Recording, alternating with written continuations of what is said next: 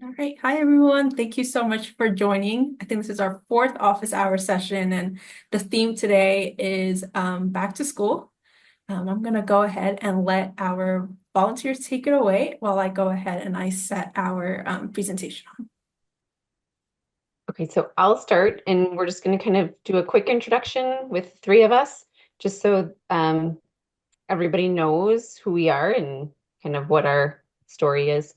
So I have an 18-year-old daughter who's in remission, and her two anaphylactic allergies that was treated was cashews and pistachios, and she had a number of other mostly nuts in the sensitive column that were also treated. She's been in remission since January 2023, and she is heading off to college on Friday. So that is all very much in our heads right now. We live in Wisconsin and would travel to the Long Beach clinic. And I should also say that I have four children total. She is my oldest and the only one with food allergies. I'm Holly. So I had two children in the program. They are 6 and 9 now. They were 2 and 4 whenever we started the program. So my son was allergic to peanuts, tree nuts, eggs, and sesame, and my daughter was allergic to peanuts, tree nuts, eggs, sesame, and sunflower. So my daughter was in the program for about 2.5 years and graduated in April of 2023. And my son was in the program for a little over 3 years and graduated in November of 2023. I'm Brittany. I'm currently about a year into the program. I have a almost 5-year-old son who's treating allergies to peanuts, all tree nuts, and all seeds, sesame, sunflower, mustard, and pumpkin. So we're very much in it. And we travel from New York.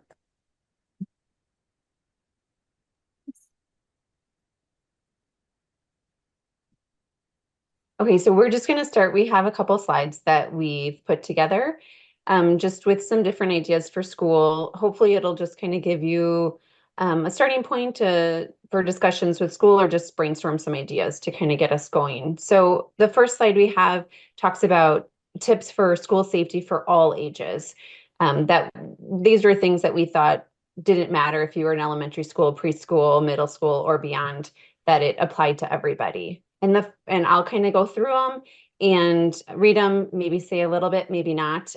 We will also have a Q&A after we're all done that you can put you can put questions in the chat and we can go through those, or you can also just ask questions at any time or when we're done with the little slide presentation as well. So the first one we have, the first tip is to have a 504 plan or an informal healthcare plan set up with your school. Usually I would do that before the school year would start. Some may have started, some may have not already. But it's always something good to kind of meet with everybody and figure out what's the best plan for you and your family moving forward in the school. Another idea is to have an allergy action plan in place with documentation from your child's doctor that the school can follow. We would always have that into the office before school started as well. The plan should be flexible and they'll change as needed throughout the year. And you can always call the teacher or the principal and try to change things if they're not working or as things change throughout the year. Another thing to always think about is where the EpiPens will be stored at school. Will your child self-carry or will they store the EpiPen somewhere? One thing I wanted to point out is to be cautious about nut-free schools and our classrooms. This is a great first step in keeping your child safe, but if there is any outside food coming into school for snacks or for lunches, it's really hard for schools to guarantee for sure that it'll be free of your allergens. So it's still important to have supports in place to make sure your child is safe at school, even if there are a nut-free school or a classroom. The families and school staff are on the same team. I think that's really important, the way that you approach the school and talk with the school and approach your meetings with them. Because in the end, you both want the same thing. You want your child to have a good school year and you want them to be safe. So a lot of it is just the approach you take with the school to make sure you're on the same team. Another tip that we came up with was to explain the demands of TIP and how it may impact your child within school. We all know traveling back and forth, depending where you're coming from, your child will miss some school. So that's always important to talk with the teachers and the principals about that. And I think it's important too that they know you may be late to school, you may leave early to school because of maintenance or treatment dosing, and just the impacts of what that means for school with your child who's in the TIP program. And then lastly, we want to talk about safety on the bus. Our school district provides busing for all within our district. We didn't always choose our daughter to go on the school bus when she was younger because we just didn't feel like we could have the safeguards that we felt comfortable with. But that's also another discussion you can have with your school if busing is an option, to see what you are comfortable with and how you can build those supports to make sure that they can take the bus if that's something that you want them to do.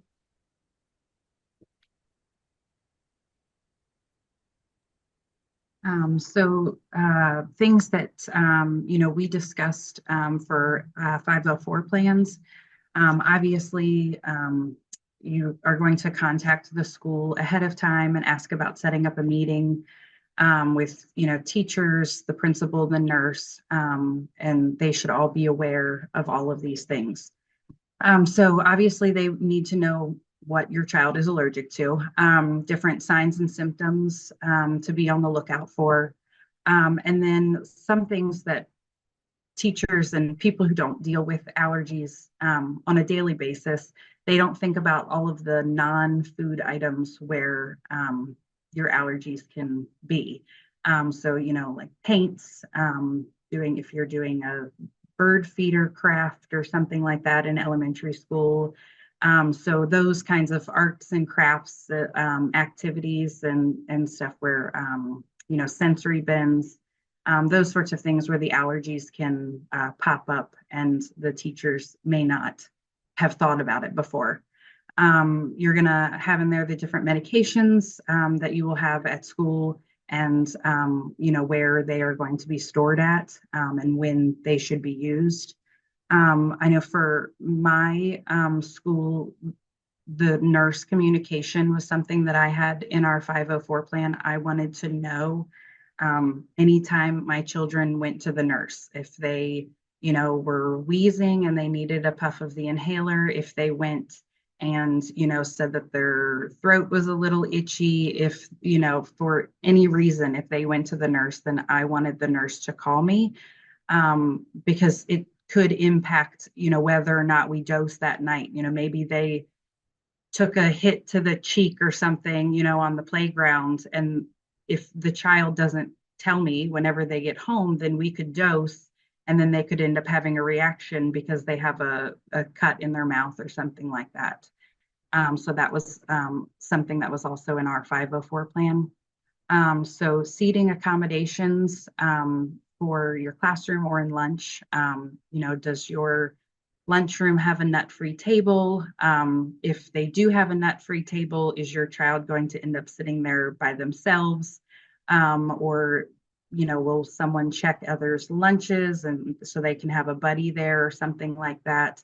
If you want them sitting on the end of a table, or, just however you think would work best for your child. So for my kids in pre-K and kindergarten, they brought snacks in also. So we had a bin of safe snacks in the classroom. And then if, somebody brought in a special snack for a birthday or something like that, then my child always had a snack that they could grab in those instances. Field trip accommodations. A lot of times, if you're not at a nut-free school, a lot of times that is when everybody seems to pack the peanut butter and jelly. So in our 504 plan, it was stated that I myself or somebody from our family had to accompany my children on the field trips.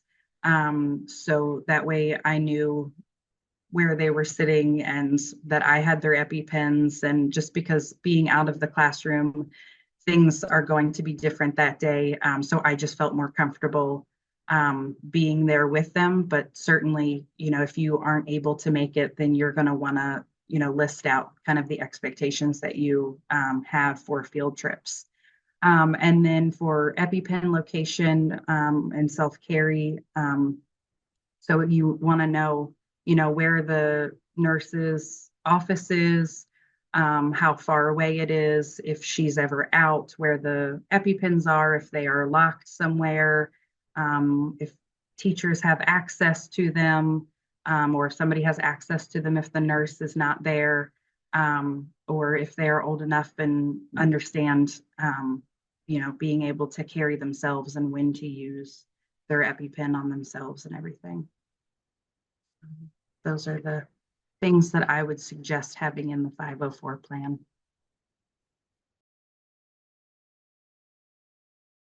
Okay, talking about getting ready for kindergarten or pre-K or preschool, some things that I do that have been helpful are to always review the lunch menus and the snack options beforehand.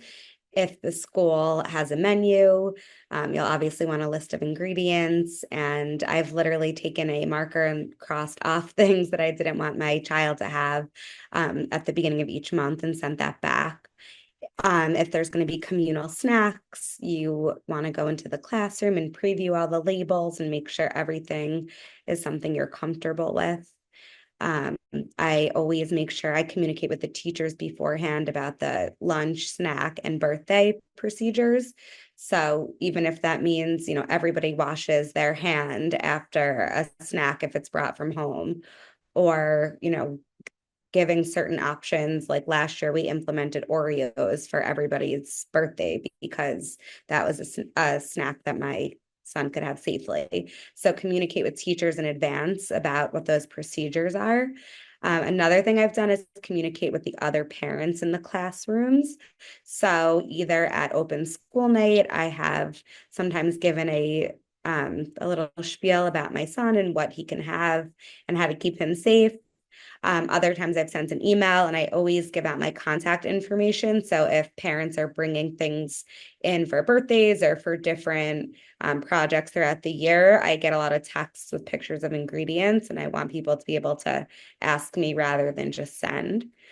Another thing I do is to plan a read aloud with the teacher, and I'll go in and read. There's a number of children's books that kind of explain allergies in a kid-friendly way. So I'll go in and have my son be involved and help kind of explain to the other kids the importance of why we wash our hands, why we don't bring certain snacks to school, to educate some of the kids in his class about allergies.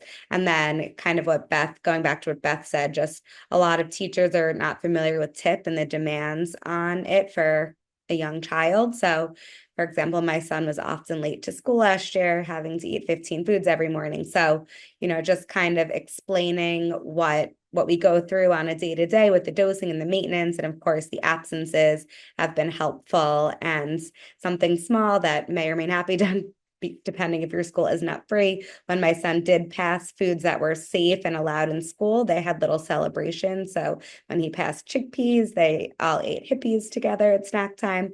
So that was kind of a fun way to get his friends involved in the process.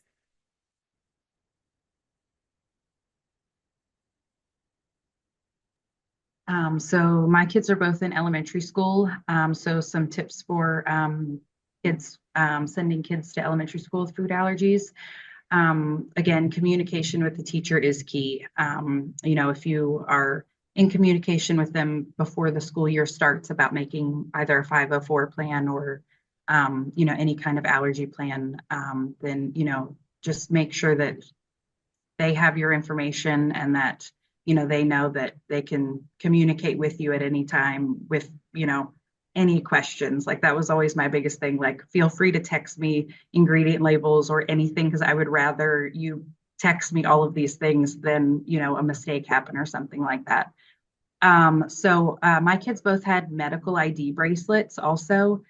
And so it had their allergies listed on there and then our phone numbers, just because I wanted them to be able, in case they couldn't remember our phone number in an emergency. We also worked with them about being able to name their allergies and our phone numbers also. So, whenever we would go out to restaurants, I would always have them like list out their allergies for the waiter and stuff. And I mean, they were young, and obviously I had already done all of the work beforehand of making sure that there was something there that was safe for them and everything. But just from a very early age, they were to be able to name their allergies. And Also with that, their allergies were their first sight words. So that was something that we taught them very early on, and tried to include them in the whole checking label process and everything too.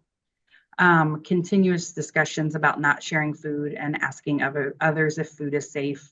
So we talked to them a lot about at lunchtime that we can't guarantee that someone else's food is safe.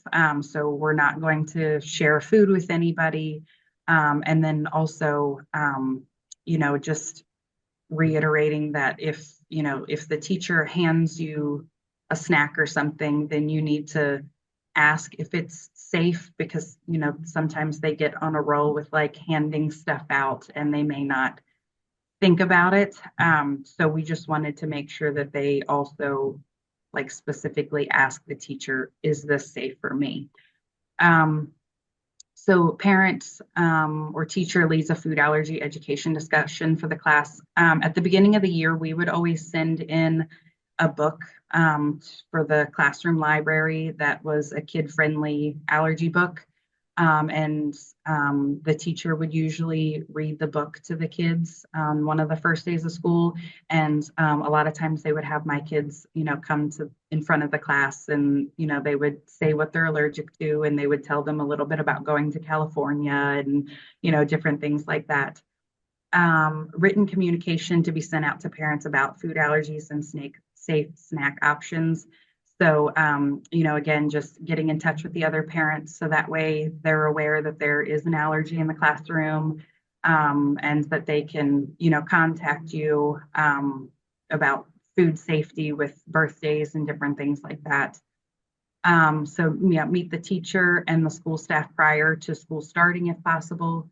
So I always just like to get it done, before school started, so that way I felt confident that everybody had it under control, and that everybody was ready to go whenever school started and everything. So, if you can start the process before school starts, then I think it does help to ease your worries a little bit.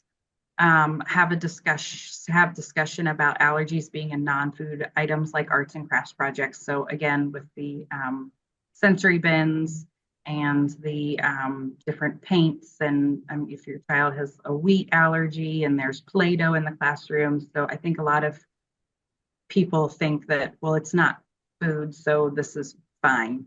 And they don't think about the other places that it can pop up. So again, snack time, birthday treats, and field trip procedures, elementary school, all of these things are still prevalent in the classroom. And also, again, just making sure that, other parents are aware, that the teachers are aware of different safe snack options for your child. And then also just having a plan in place whenever there's a guest teacher. So, if the teacher's sick or out for the day, you don't want, the guest teacher handing out candy as prizes, for the students. Making sure that the teacher has a plan for whenever they're going to be out, and, a note on their sub plans, or something like that. So that way that this doesn't get overlooked on days where the teacher's not there herself.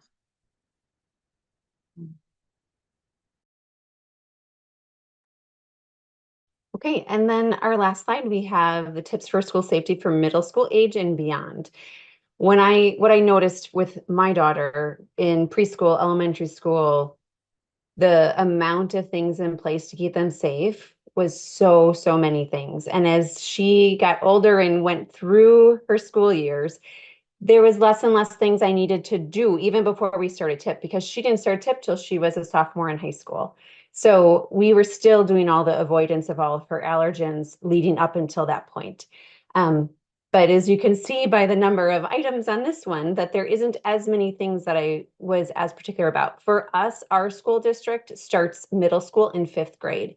And that is unusual even for our area here in Wisconsin, but that's just what our school district does. So 5th grade and up was kind of what we're using for this. And so field trip procedures, as she got older, they do less and less, at least in our school district. And I wasn't as concerned about her being in a group with either myself or a teacher, because she was getting to the age where she was old enough to take more responsibility and accountability for her allergens. So I would still usually make sure she was with a trusted adult, but it didn't always have to be the teacher or myself like it was prior. And I didn't go on every field trip once she got to that age. Whereas in elementary school, I was pretty much on all the field trips, myself or my husband. So it was just a little bit more letting go and letting her kind of take some control, but also still having those supports in place as well. The rules about eating food in the classrooms totally changed once we got to middle school. And that, I think, was the hardest thing for us at the time to manage, because in elementary school, there was snack time. So everybody is in one room and they eat the same snack, or you can build your safety net around what snack procedure your teacher does. But once they got to middle school and they're changing classes all the time, our school did not have snack times. You could eat in any classroom at any time that you wanted to, as long as it wasn't like computer class. Although they all have their own Chromebooks. So, but anyway, it was still where you could eat anytime. And so that was a huge obstacle that we had to try to figure out, well, how do we manage this? Because I it was the hardest thing I think that we had to do for her in middle school. And for us, what we decided would work the best is that they all had assigned seats, but we had her assigned in a certain seat. And then the teacher would wipe down her desk with a wipe in between switching class time periods. So at first we had her do that, but then that was really like signaling to everybody, and it really made her feel uncomfortable that she was wiping down her desk, and it made her feel uncomfortable. So we switched her 504 plan and asked the teachers if they would be able to wipe the desk down in between classes so other people wouldn't see. But she always sat at the same desk so that we knew that that spot was clean for her, no matter who ate what the time before her. As she got older, birthday treats were not as common. In 5th and 6th grade, they still were, but by the time she got to 7th grade, there was really no birthday treats. So we didn't make a huge deal about her having to have what treat they all brought in. I think when she was younger, that meant more to her. And we made sure that all the treats that were brought in for birthday were something that everybody in the class could share and enjoy together. But once she got older, she was fine with just having a little stash of safe treats for her. So if someone brought in something, the teacher would try to text me if she could, but things get busier in middle school. And so if she wasn't able to do that, or if my daughter didn't feel confident in reading the label, then she would just have her own kind of secret stash that she could take a treat from and enjoy while everybody else ate the other treat. Again, that's really specific to the kid. Some kids are okay with that, and some kids don't like that they're not able to eat. And again, as she kind of got older, we just felt that it was up to her, and we would have those discussions with her. You know, what are you comfortable with? Do you want us to really push for everyone to have the same birthday treat? Is it a big deal to you or not? And so those were things that we, as they get older, you can have those discussions with them. And she would come to our 504 plan meetings with us and the teachers, because it really is affecting her. So that was really helpful as they get older. Which brings me to my last point, was about that they're able to advocate more for themselves as they get older. And the supports that you put in place will reflect that there isn't as many, because she's older. She can see what she can and cannot have. And I think it's just really important that, they see us advocating for them so much when they're little. And that then it starts to carry over and she's able to do that more and more herself.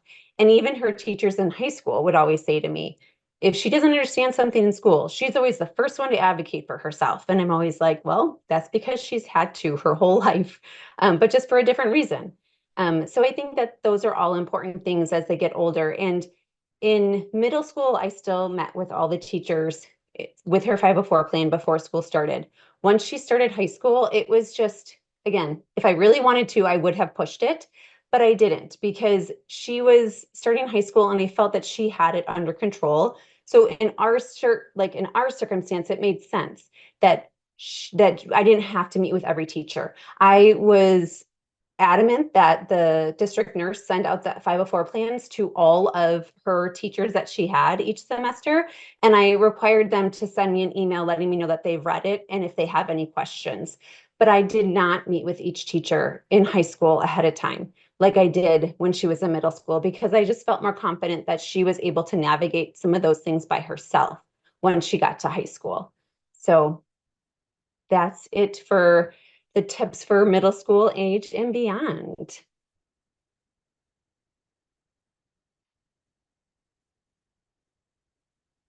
So now we're going to move into any questions. I see there's some in the chat, so we can go through that too. And please feel free if anyone wants to turn on their videos to have a discussion with us too. Please feel free. We'd love to see you too. But the first question we have is any suggestions for an allergy book for kindergartners? Someone would like to get one for her daughter's class. Hallie or Brittany, do you guys have any current ones that you are kind of like your favorite go-tos? So we've done Daniel Tiger Has an Allergy, which I just looked and it's still available on Amazon. The other one that we've done, and I did not find it on Amazon, but it is called Epi the elephant who is allergic to peanuts. And it was that one I remember specifically was just very cute. It talked about the fact that she was allergic to peanuts, the fact that she carries around an EpiPen, and then like what can happen if she eats a peanut. And so anyway, so it was a cute little book too. Yeah, I don't know the second one, but we've done Daniel Tiger. Also, Nutley, the Nut-Free Squirrel is a very cute book about a squirrel with nut allergies. And there's another one, I don't know if it's still current, called Bugabees, Friends with Food Allergies. That is also a cute one. Good, thank you. I think those are some good resources. Does anyone else have other questions? Feel free to unmute yourself and ask, or you can also put them in the chat if that's more comfortable for you. I actually got a question from someone who couldn't attend. So their question is, how do you manage school and the TIP program? I don't want my child to fall too far behind. So I think we probably all have ideas about that. So my daughter was in high school and that was hard. I was saying before, we would fly out first thing in the morning. Again, we're flying from Wisconsin. So we always had a layover and we would leave at like the 5 a.m. flight. We would get there about like 10 California time. We would have her visit either that day or we would have playtime that day, I would call it, with my high schooler. And then the next morning we would have her visit and we would fly home that night and get home at like 1 in the morning. So we would try to condense our visits as much as possible so she would miss the least amount of dance and school. And again, with her having a 504 plan, that was in the 504 plan as one of her accommodations. She would sometimes we get home at 2 in the morning and she would stay up to study for a quiz the next day. And I would say, that's crazy. It's like an accommodation that is meant for you, that you get an extra day or two to catch yourself back up so that you're not stressed about it. But sometimes she's like, Mom, it's just better if I just get this quiz over with. But it also just allowed her to be able to have that cushion at school so that she wouldn't fall so far behind. But don't get me wrong. I mean, there was a lot of times she'd be in the airport and she'd be doing homework and we would take her Chromebook with us all the time back and forth.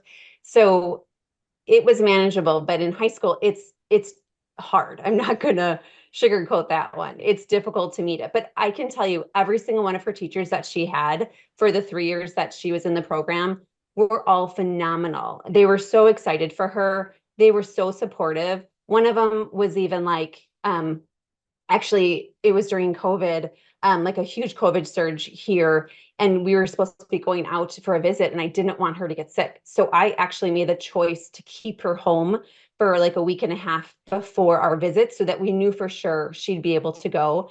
And it was over exam finals, and it was just a mess. But the teachers, one of them was like, "You've been doing so great. You don't have to take the exam." Like they were so accommodating. It like made me want to cry because it was so stressful trying to make sure she didn't get sick so we could travel. So again, I think really reach out to the school. For the most part, I think that they are really, really in your court, and they are supportive of your child and of you, and they will do whatever they can to help. So I don't know if Holly or Brittany has anything else to add.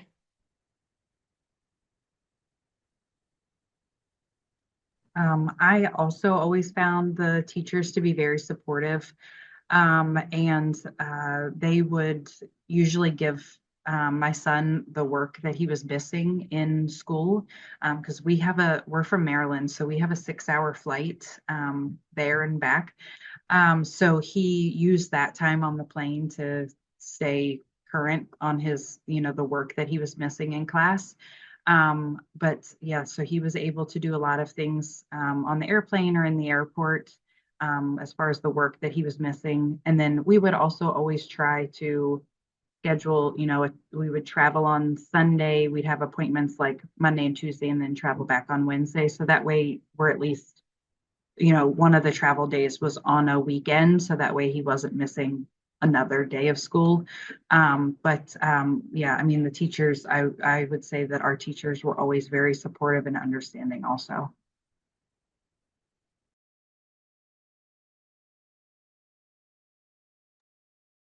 Janita, if you have a question, feel free to unmute. Okay. Yeah. Hi. Apologies if this is it's the first time I attend the session and I was not able to join from the beginning.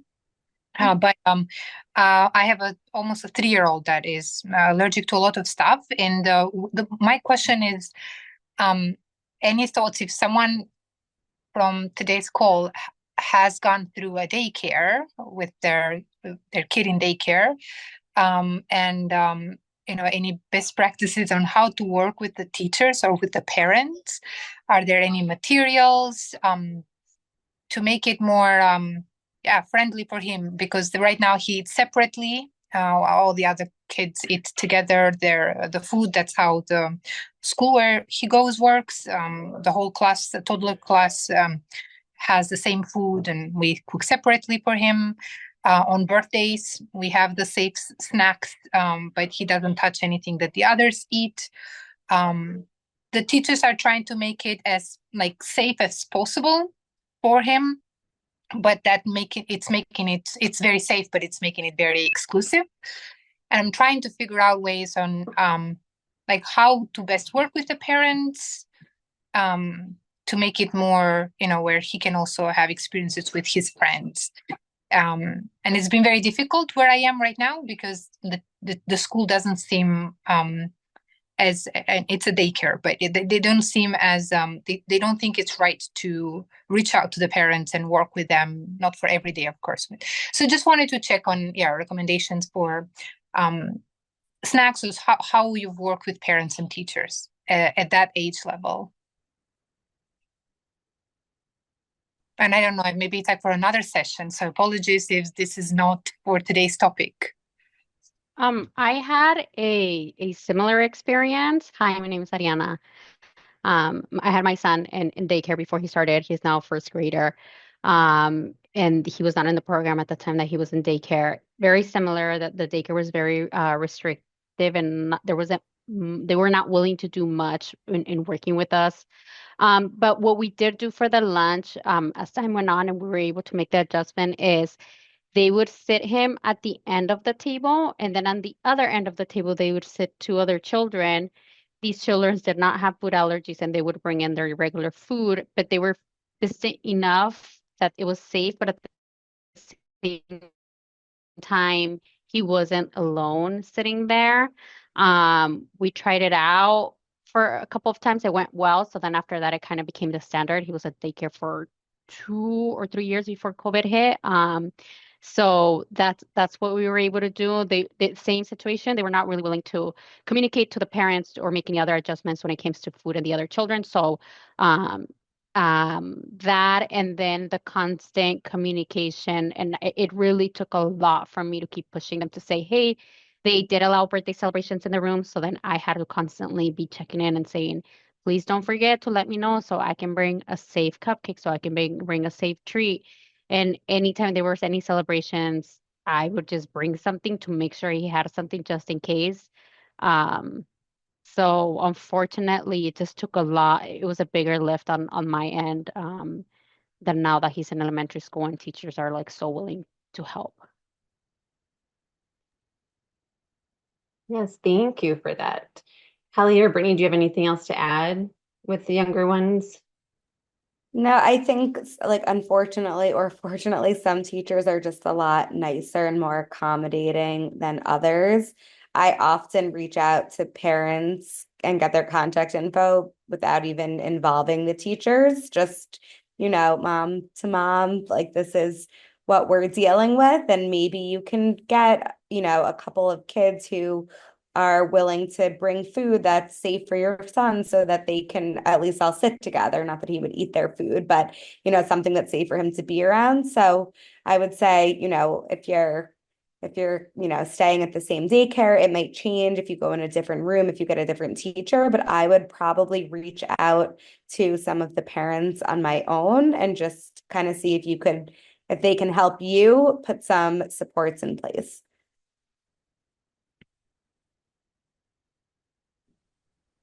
I also have, hi, my name is Megan. My thoughts on that, because I have a newly 3-year-old also, is just that in an environment where there's so much risk, I think if they're being really cautious, I wouldn't even push it. Like I would just be, I'm sure he's doing lots of playing and engagement when there isn't food around. Like as long as they're not restricting him when there's just playtime, I wouldn't push for a less cautious approach, I think, personally, because it is such a tough age with like the oral and just how much they're putting things in their mouth and impulse and all that. But that may not be a popular opinion.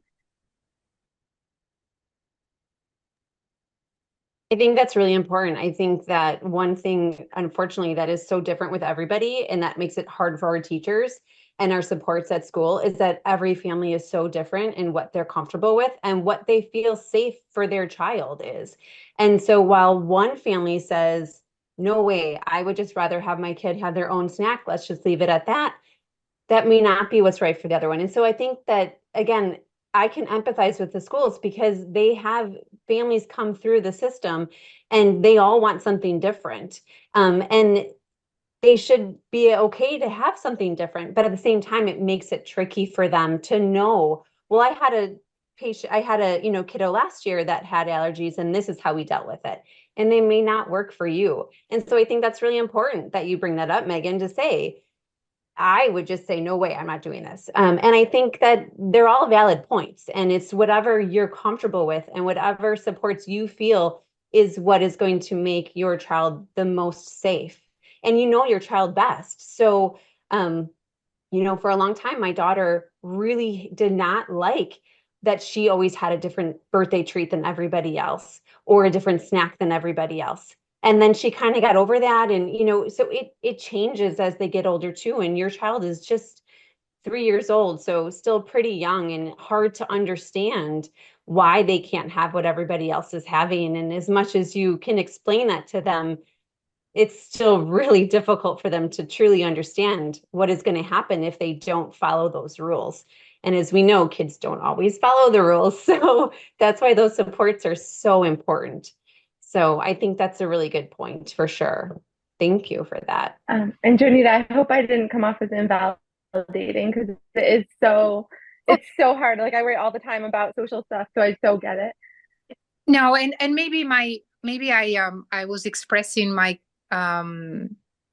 I was expressing all the pain, that we suffer with them, but I am fully on board with you actually in terms of, but my question is more, how do I still engage more with the parents? Like what's happening right now is that I offered the class.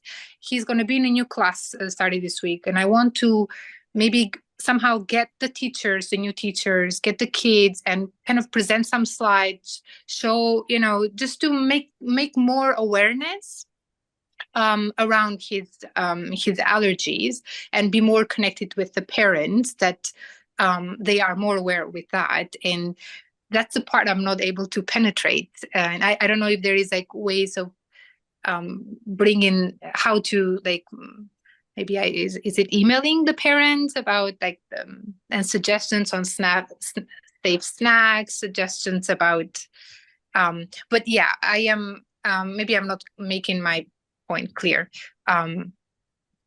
But I do believe with everyone here that safer is better at the moment than anything else. Yeah, those are all secondary. Yeah, I But think, for when my daughter was younger, we always had a letter that I would ask to be sent out, that I drafted. And it would just include some safe snack options. It would include what my daughter's allergies were. But again, I would work with the school in order to have that distributed throughout the class. Okay. If daycare isn't as open to that, like Brittany said, she sometimes just doesn't even go through them. She just kind of goes around it and just directly gives it to the families or to the kiddos, maybe even at dismissal or something. So I think, a lot of families and kids want to try to accommodate. A lot of it is just lack of understanding. And, if you don't deal with food allergies on a daily basis, you don't understand all the nuances that are there. So I think, I always used to have a letter that I would send out. So Yeah, I think also like I usually do like a read aloud or some type of lesson to the kids. And I have a 4-year-old, so he was just 3 not that long ago. And I feel like even the jump from 3 to 4, his friends have become a lot more aware of his allergies and are a lot more interested. So I think even going in and doing a read aloud with his friends, and then maybe that's a day you can send home a letter with them. I visited the class today. This is what we read. If you want to look, these are some safe snacks. And I feel like you can do that without, necessarily needing the teachers to be involved with it. Yeah, I was thinking if you could make like either a letter and put it in their, cubbies, or hand it to the parents whenever you pick up or whatever, of, maybe just explaining what your child's allergies are and some safe snack options. Or if you wanted to make up like a little goodie bag sort of thing with maybe like, one of the safe snacks in there with your letter or that sort of thing, and just like put it in their, cubbies or, whatever they have there at the daycare, and your contact information and everything, and just, say, I'd be happy, to, if you want to contact me with any questions, or, if you ever want to check to see if this, certain snack is safe or not, feel free to reach out and to contact me. And maybe that would just, make it so that way they can get in touch with you also. great. Thank you. There's another question that I wanted to address as well. It says, did you give staff the tip action plan and medication and phone number, the reaction line, or did you keep it simple, epi or wait? So again, my daughter was in high school. I'll definitely let Holly and Brittany chime in as well. But with my daughter in high school, my only, and in all honesty, even before high school, before tip, it was EpiPen, or that's it. Like I never had Benadryl. It was always just Epi. That was a personal preference between me and my allergist at the time. And once they started tip, I did not give them any of the tip information, because to be honest, it's super not within their scope of practice. Even the nurses, they don't totally understand what tip is trying to accomplish with our kids. And so, I do remember talking with one of our providers within TIP, and they agreed with kind of the approach that I took. And that obviously is for my certain circumstance with my child, but that's definitely something you can always bring up with your provider. For us, it was just so complicated to say, well, now you're going to do scenario 2. And it was always just, if she's having a reaction, we're going to use the EpiPen. And thankfully we never had to use the EpiPen for her, but that's how we handled it. I did not give them any of the information from TIP because I thought it would be too confusing. I don't know if Holly and Brittany want to chime in with that as well. Yeah, I agree. Wouldn't give them any information similarly. I barely myself understand scenario 1, 2. It's very, which number to call. I feel like it's very complicated. And since the maintenance and the dosing are occurring at home, I kind of, any accidental anything, I agree with Beth. I mean, I do keep Benadryl there.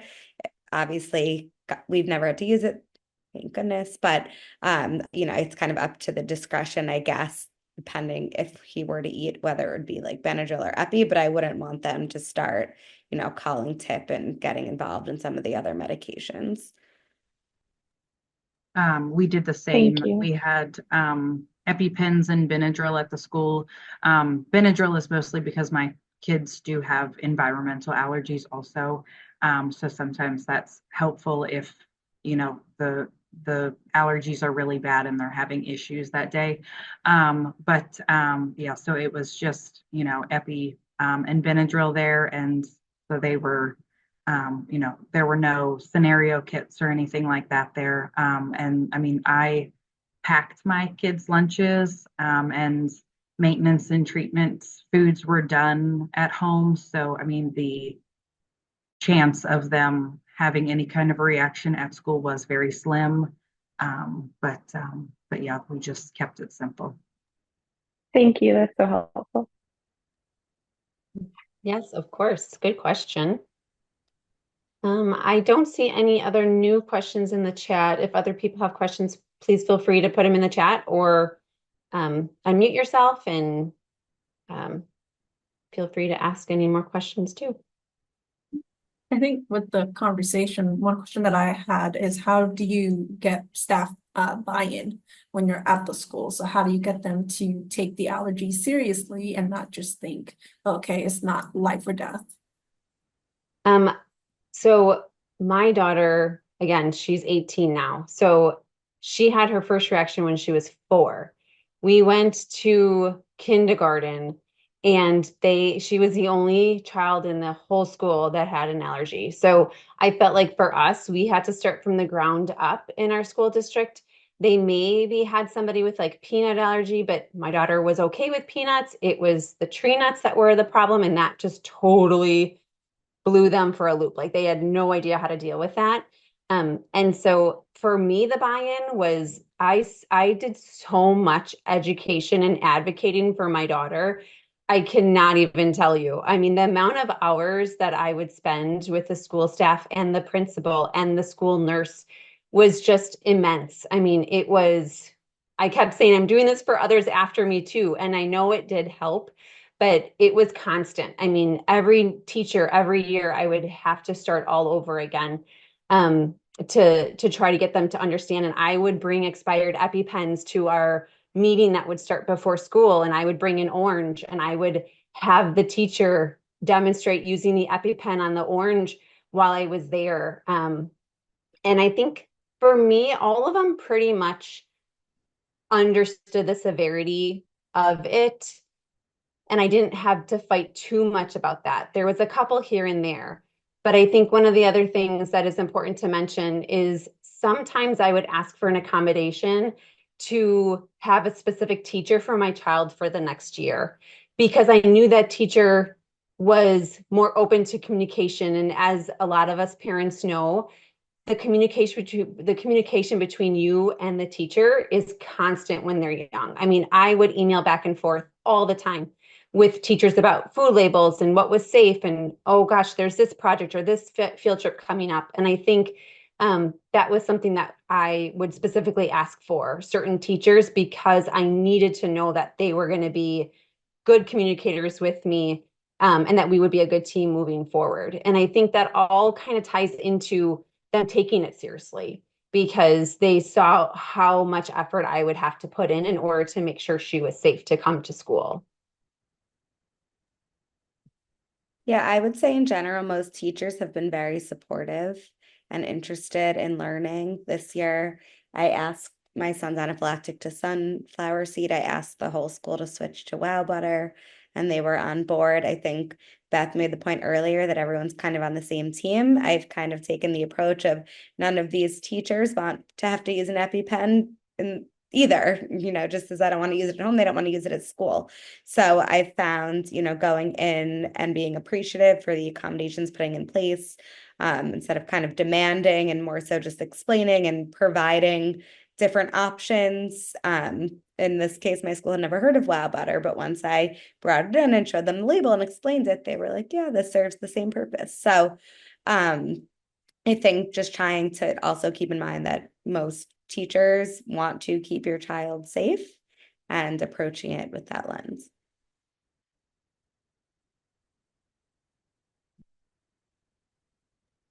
My kids' teachers have always been very understanding and very accommodating and everything. And I will even say that last year, my son graduated in November and his teacher was still sending me labels, throughout the rest of the year because she was like, I know that you say that he's fine now, but I just don't want him to have any kind of a reaction here. So I'm going to keep sending you labels. And I was like, that's fine. Like, if it makes you feel better, like, that's fine. But yeah, I would say that, I mean, the teachers have always been very accommodating and they don't want to have, my children have reactions in the classroom either. So Thank you. So there's one more question that came in. Were you comfortable with the epi in the nurse office or in the class or with the kid at all times? What did you do? For me, when my child was in elementary school, like kindergarten especially, I was not okay with it being in the office because it wasn't really close to the classroom. And I made them go through the scenario with me and say, okay, my kid's having an allergy. What happens next? Who gets that EpiPen from the office and how can they get it fast enough when it could be minutes? That was not okay with me for the circumstance in the elementary school where she was. And she was not old enough, in my opinion, to self-carry. And so in kindergarten, we had the EpiPens on a hook that I made them kind of like have by the door. And it was high enough so that other kids couldn't reach it. And we would have it on the door in kindergarten so everybody knew where it was. And if she left that classroom, the teacher was responsible to grab the pack of EpiPens and it would travel with her. And the teacher would be the one to then hand it over to the next teacher or the recess aide or the aide in the lunchroom or the music teacher. And they kind of didn't want that responsibility on the teachers, but I was pretty adamant that I was not comfortable with this responsibility falling on my kindergartner, that the staff around her needed to support her with this.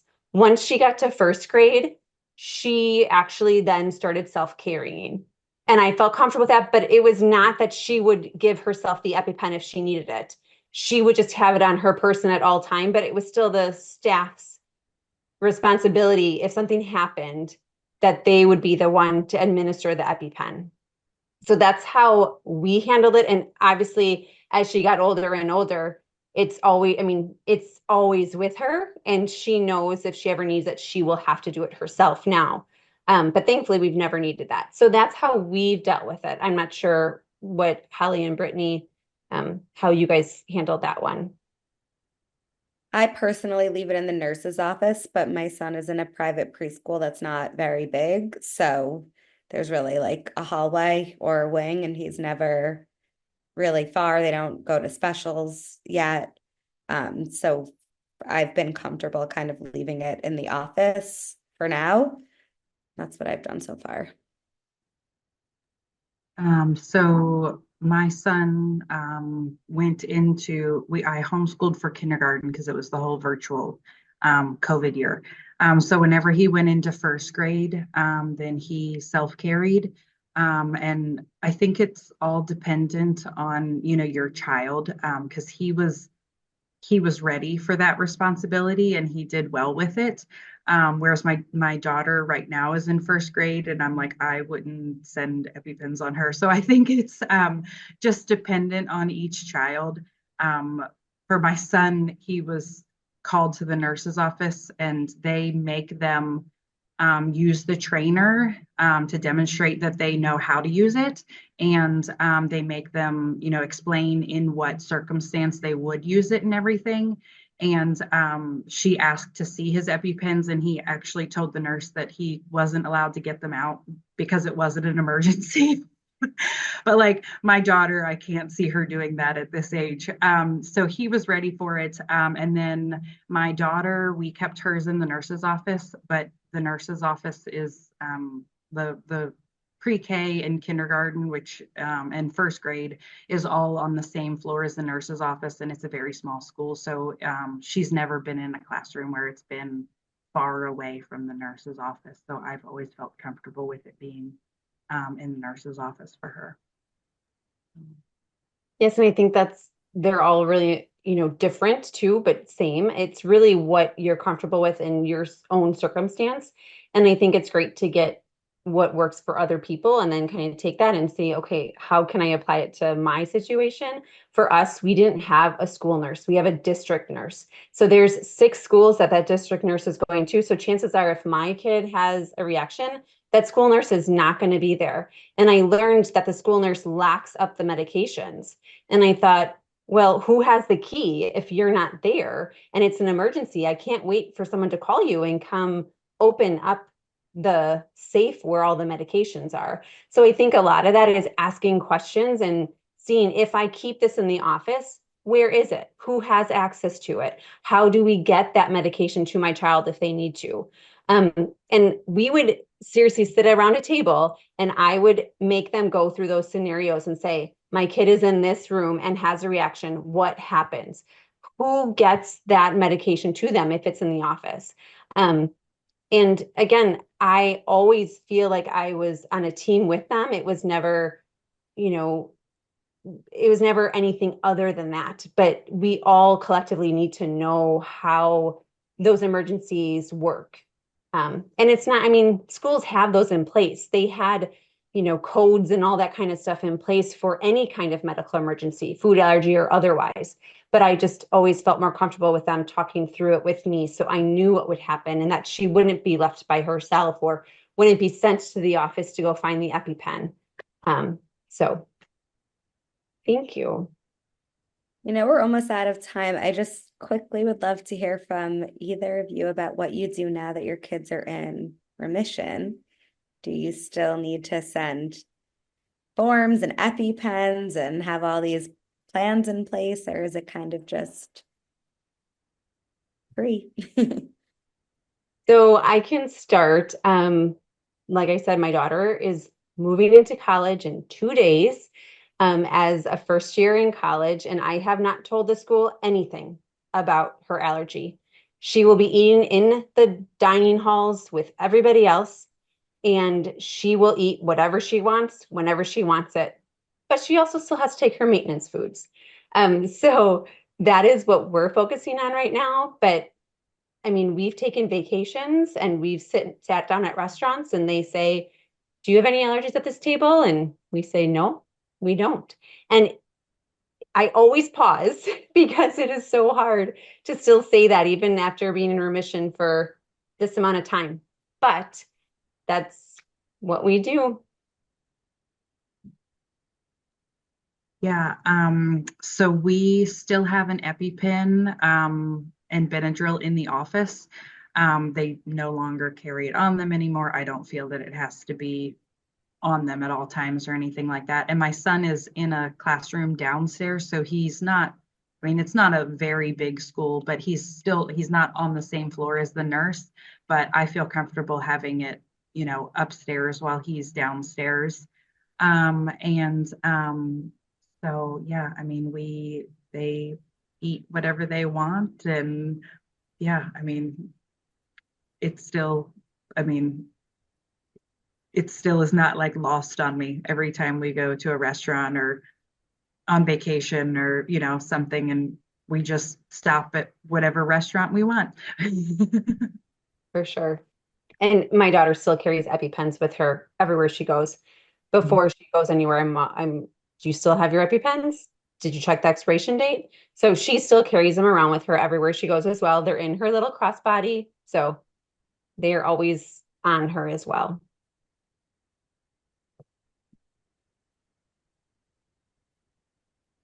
Great. That's amazing to hear.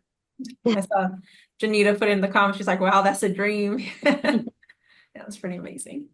So that puts us at 404, going on to 405. Does anybody have any last minute questions before we hop off the call?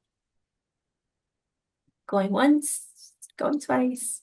Okay. All Thank you right. so much. Thank you for joining. Thank you for asking questions. We really appreciate it. I hope you guys found it helpful. Thank you. Thank you. Bye. Bye.